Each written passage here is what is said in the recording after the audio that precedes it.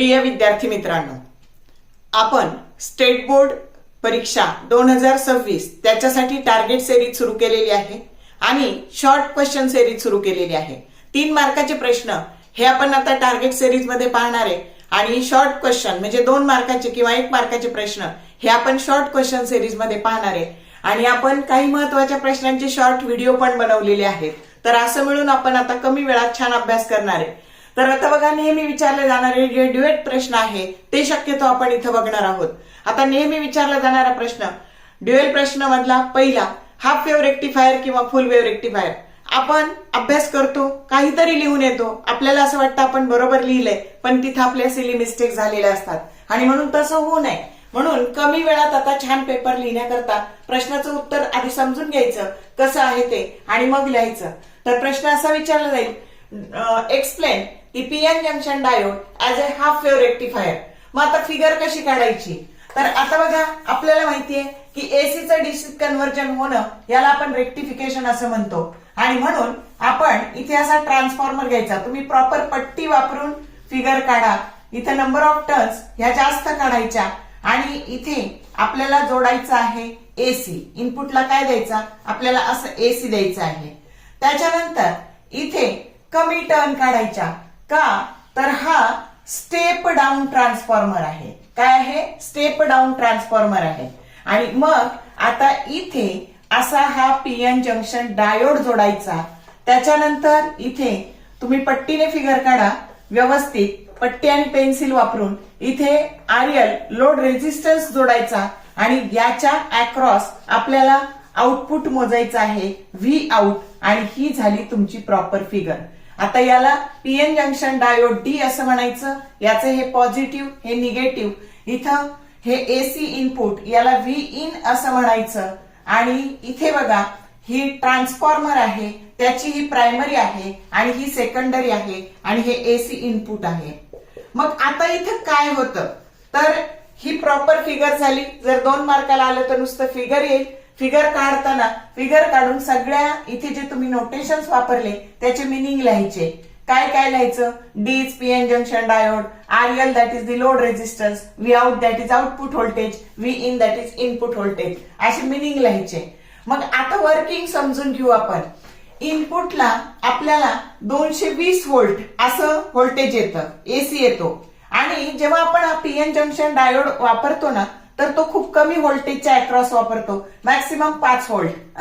मग आता 220 आपल्याला साधारण 5 व्होल्ट पर्यंत गेलं म्हणजे ट्रान्सफॉर्मर कोणता वापरला आपण? तर स्टेप डाऊन ट्रान्सफॉर्मर वापरला आणि स्टेप डाऊन ट्रान्सफॉर्मर मध्ये सेकंडरीचे टर्न्स कमी असतात आणि सेकंडरी थिक असते, म्हणजे उगाच कशाचीच काही फिगर काढायची असं होत नाही आणि याला व्यवस्थित खाली हेडिंग द्यायचं किंवा ह्या आकृतीला नाव द्यायचं की diode as a PN junction diode as a half wave rectifier. समजलं का? मग आता याची फिगर काढताना काय करायचं? तर आपण फिगर काढताना सगळं काढतो आणि जी मेन गोष्ट आहे तीच काढत नाही। तर आता बघा, इथं असे या पद्धतीने फिगर काढायची, ही अशी फिगर काढायची, याच्यामध्ये असे 4 भाग करायचे, 1 2 3 आणि 4 असे 4 भाग करायचे। इथं म्हणायचं इनपुट व्होल्टेज, काय म्हणायचं? इनपुट व्होल्टेज, आणि इकडं म्हणायचं टाइम, काय म्हणायचं? टाइम। हे दोन्ही जर लिहिलं नाही ना तर तुमच्या ह्या ग्राफला काहीच अर्थ नाही। इथे म्हणायचं आउटपुट व्होल्टेज आणि इथं म्हणायचं time, output voltage against time. आपण सगळं करतो आणि हेच लिहित नाही आणि असं केलं नाही तर ग्राफला लिहिलं नाही तर ग्राफला काहीच अर्थ राहत नाही। आता बघा, हे एसी इनपुटची अशी वेव्ह असते। मग आता इथं वर्किंग समजून घेऊ। एक आकृती झाली आपली। आता बघा, जेव्हा तुमची या पद्धतीने ह्या एसीची पॉझिटिव्ह हाफ सायकल येणार आहे, पॉझिटिव्ह हाफ सायकल झालं की त्याचा पी हा पॉझिटिव्ह आणि एन हा निगेटिव्ह, म्हणजे डायोड हा कसा असणार आहे? तर फॉरवर्ड बायस असणार आहे. पहिल्या केसमध्ये डायोड हा काय असणार आहे, फॉरवर्ड बायस असणार आहे. आणि आपल्याला माहितीये की जेव्हा डायोड फॉरवर्ड बायस असतो तेव्हा तो कंडक्ट होतो, म्हणजे करंट वाहून नेतो आणि तो एसीच डीसी मध्ये कन्व्हर्जन करतो, असं आपल्याला मिळालं. आता पुढच्या केसला काय होणार आहे, ही अशी निगेटिव्ह हाफ सायकल येणार आहे.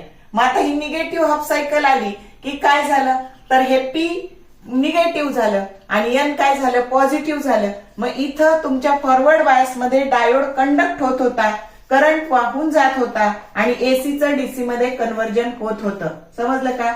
पण आता जेव्हा हा रिव्हर्स बायस होणार आहे ही निगेटिव्ह हाफ सायकलला, तेव्हा तुमचा डायोड हा कसा असणार आहे, रिव्हर्स बायस असणार आहे.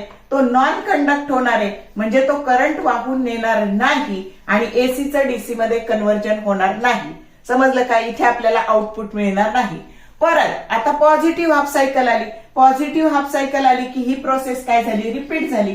परत निगेटिव्ह आली की ती प्रोसेस रिपीट झाली आणि अशा पद्धतीने आपल्याला या डायोडचं 50%च एसीचं डीसीत कन्व्हर्जन करून मिळालं.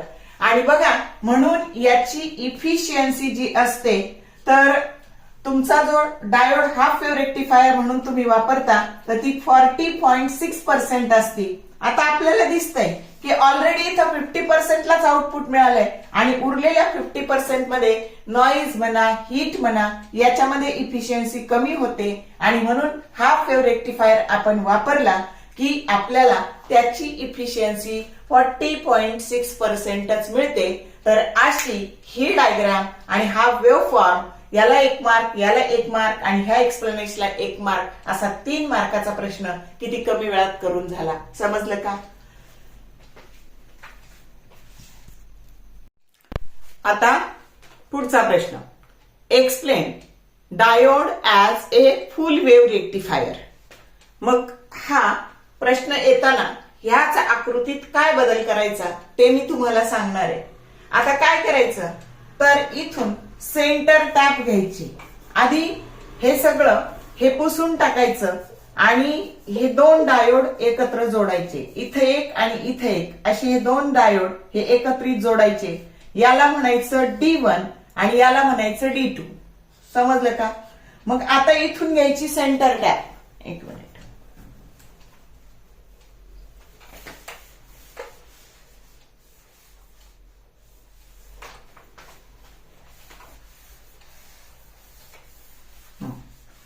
आता हे जोडून टाकायचे आणि इथून घ्यायची सेंटर टॅप.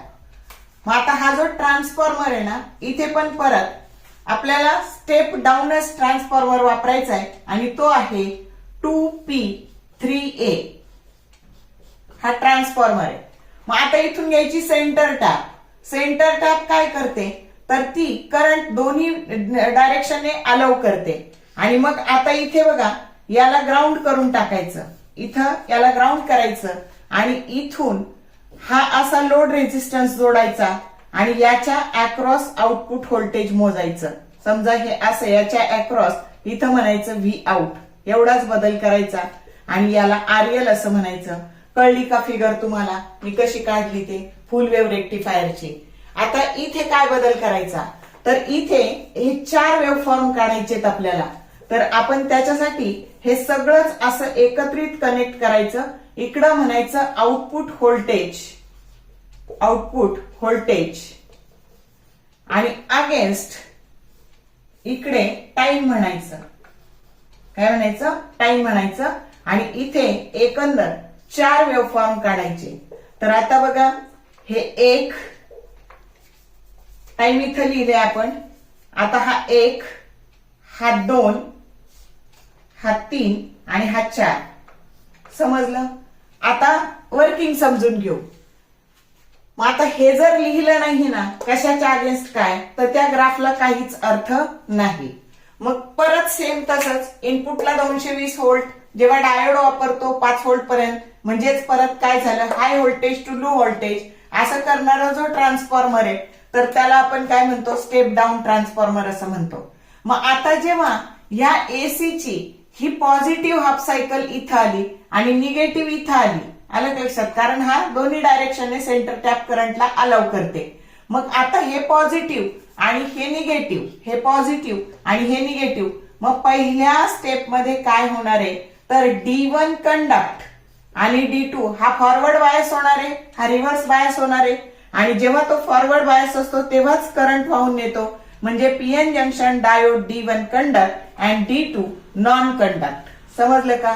मग आता इथे म्हणायचं इनपुट 1, 2, 3 आणि 4.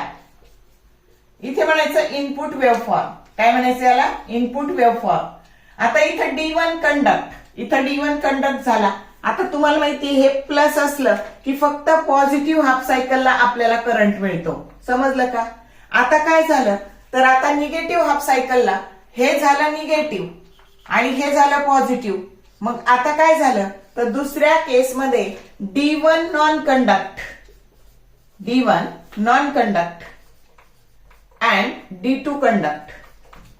मग आपल्याला इथे निगेटिव्ह हाफ सायकल जेव्हा होती तेव्हा आउटपुट मिळालं ह्या पद्धतीने. आणि म्हणून इथं म्हणायचं, इथं D1 कंडक्ट म्हणलं होतं, इथं म्हणायचं D2 कंडक्ट. समजलं? आणि इथे म्हणायचं टोटल आउटपुट. मग आता बघा या पद्धतीने सगळीच्या सगळी वेव्ह एसीची डीसीत कन्व्हर्ट झाली का, आणि इथं म्हणायचं टोटल आउटपुट. समजला वेव्हफॉर्म? तर या पद्धतीने तुम्हाला ही फिगर काढायची आहे, वेव्हफॉर्म काढायचा आहे आणि असं एक्सप्लेनेशन लिहायचं आहे. मग आता याची इफिशियन्सी, एक डायोड वापरल्यावर जर 40.6% असेल तर 2 वापरल्यावर काय झालं त्याच्या दुप्पट झाले. आणि म्हणून याची जी इफिशियन्सी आहे फुल वेव्ह रेक्टिफायरची इफिशियन्सी ही असते 81.6%. समजलं का? 40.6 आणि 40.6 असं दुप्पट करा. 40.6 आणि 40.6, 6 6 12, हातचाला 1, 81.2%. सॉरी 81.2% ही त्याची इफिशियन्सी आहे. आणि म्हणून आपल्याला कोणता डायोड म्हणजे हाफ वेव्ह सर्किट उपयोगाचा आहे की फुल वेव्ह, तर आपल्याला फुल वेव्ह सर्किट उपयोगाचा आहे, कारण त्याची इफिशियन्सी 81.2% आहे. Understood or not? तर असे ड्युएट प्रश्न असतात, खूप वेळा विचारला जाणारा प्रश्न आहे. तर जर व्हिडिओ तुम्हाला आवडला असेल तर लाईक करा, चॅनलला सबस्क्राईब केलं नसेल तर सबस्क्राईब करा, जेणेकरून येणाऱ्या व्हिडिओचे नोटिफिकेशन्स तुम्हाला मिळत जातील. आणि जर तुम्हाला व्हिडिओ आवडला असेल तर तो तुम्ही शेअर करायला पण विसरू नका. छान अभ्यास करा. All the best for your study and thank you for watching this whole video.